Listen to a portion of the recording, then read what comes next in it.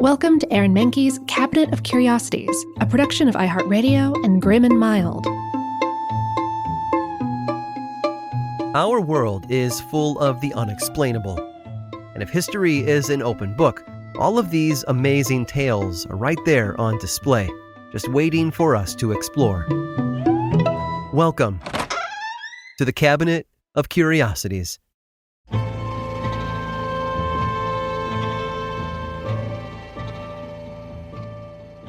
Today we take the stock market as a given. Every developed nation has one, and anyone with extra cash sees it as a good idea to invest. It allows startup companies to grow quickly, and it allows the middle class to have a retirement fund.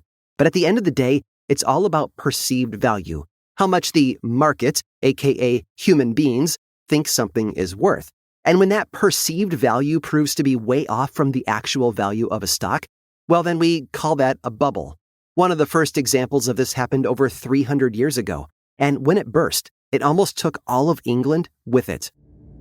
In the early 1700s, England already wasn't doing so great. The monarchs of Europe conducted wars like they were a regular part of doing business, and England had racked up quite a bit of debt from all the fighting. On top of all of this, there was still quite a bit of fighting over the English monarchy itself. Politician John Aislabie, along with several of his fellow politicians, formed a committee to address the national debt. At first, they conducted several lotteries, just like the ones we have today, where participants pay a small amount on the tiny chance that they'll win a huge sum.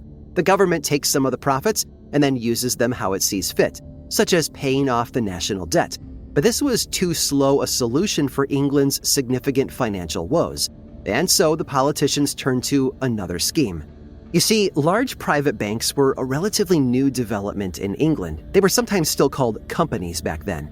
And it was around this time that members of Parliament decided to create a company of their own, the South Sea Company, which would take advantage of a new peace agreement signed with Spain in 1713. And what would their investment be? Well, human trafficking. The company purchased an agreement from the English crown granting them exclusive rights to the slave trade with Spanish colonies in Central and South America. They expected this to be hugely profitable, and so they would sell shares in the company in order to consolidate the national debt. In other words, they paid investors, who England was indebted to, with shares in the South Sea Company, promising them shares that would grow in value over time. To be even more clear here, Parliament was betting the entire national debt on their ability to sell human beings to Spain. They were very literally putting the country's burden on the backs of African slaves. It was a new wrinkle in a centuries-long pattern of horrific abuse. The members of Parliament were so lacking in empathy that they didn't see anything wrong with paying off the debt from endless, pointless wars by transferring it to the labor of innocent Africans who had nothing to do with any of it. Over the next few years, they managed to sell around 30,000 enslaved people to the Spanish, which is already an incomprehensible amount of pain and suffering. And yet, despite all of that, it wasn't actually enough to make the company profitable. You see, Spain limited England to just one ship a year, and when that ship arrived in the New World, the human traffickers were often met with bureaucracy and logistical difficulties that kept them from turning a profit. And so, the South Sea Company was a failure. But no one seemed willing to admit it. The company had practically become a money-printing machine. People from all over Europe and all social classes invested their money and used their shares to inflate their own wealth. And that's when John Aislabie, the English politician first tasked with eliminating the debt, joined with other politicians to make the problem even worse. They proposed a new scheme to Parliament to have the South Sea Company take over even more of the national debt. They wanted to inflate their own wealth by inflating the stock price of the company. And people went along with it for a few reasons. For one, many of the members of Parliament were bribed by Aislabie and his cohorts. And for another, Aislabie had made King George I honorary governor of the company, giving everyone false confidence. By spring of 1720, the stock price for the South Sea Company had inflated to an incredibly high number. But by September, investors began to realize how worthless the stock really was. The bubble burst, and the price of the stock plummeted. Many members of the nobility lost a substantial amount of their wealth. Some even took their own lives as a result. And there were other consequences as well. Aislabie was imprisoned, but only for 5 months. Of course, the king was held blameless in all of this. He was the first monarch of the Hanover dynasty. a stable line that had persisted all the way to the modern day. Parliament wasn't going to risk another civil war by calling him into question. So, what does it all mean for us? Well, it goes to show how disastrous it can be when politicians and financiers neglect their responsibility to the public. And it showcases the curious tendency of humans to fall victim to a herd mentality, continuing to invest in something they know is worthless. It seems that whether you are a peasant or a king, no one is immune to the lure of a get-rich-quick scheme.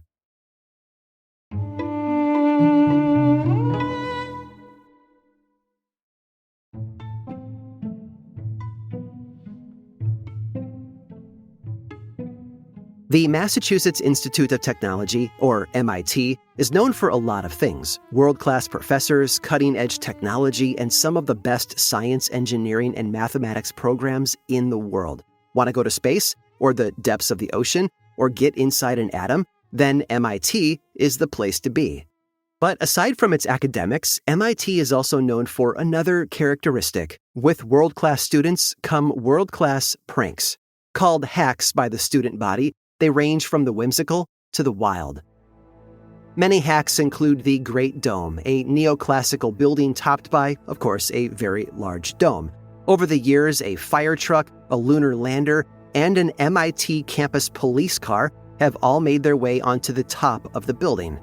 Other hacks are lighthearted, like how in 2007, MIT students dressed the statue of their rival Harvard University's founder in armor from the Halo video game series. And sometimes they can get downright dangerous, like how in the 1930s, 5 MIT students set off thermite bombs under a Boston streetcar, welding the wheels to the rails. Notably, one of those pranksters later became an MIT dean. Perhaps the most famous hack at MIT, though, began as a fraternity hazing ritual and left a lasting mark on the school. It was a cool October night in 1958 when 7 Lambda Chi Alpha pledges arrived at the Harvard Bridge armed with chalk. They were there for a simple task: to put down markers along the half-mile overpass that spanned the Charles River from Cambridge to Boston. The whole thing was their pledge master's idea. He, like many MIT students, lived in Boston proper.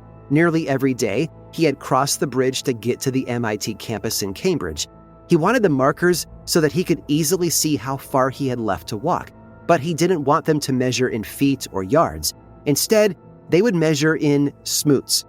What exactly is a smoot? Well, a smoot is a person, Oliver Smoot to be exact.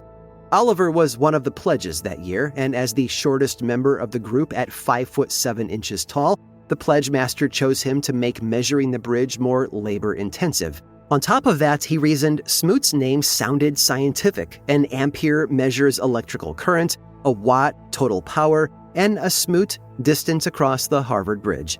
So that evening, the 7 pledges set out to measure the bridge. They had Oliver Smoot lay down, marked the length of his body, and then moved on.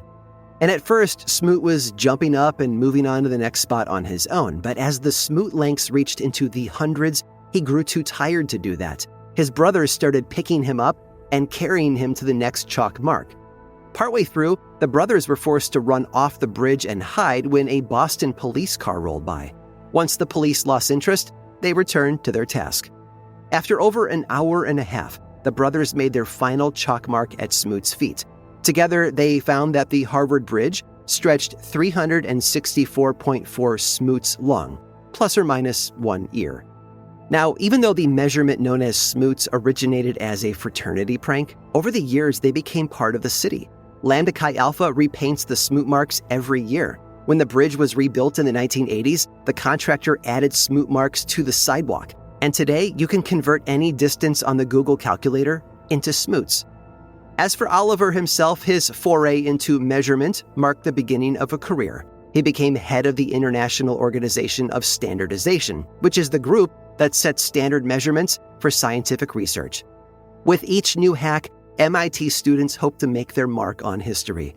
But after nearly 70 years, none quite measure up to Oliver Smoot.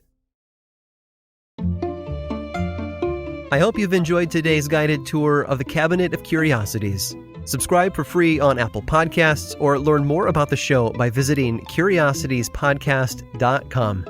This show was created by me, Aaron Mahnke, in partnership with How Stuff Works.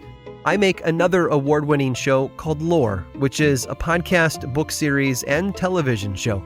And you can learn all about it over at theworldoflore.com. And until next time, stay curious.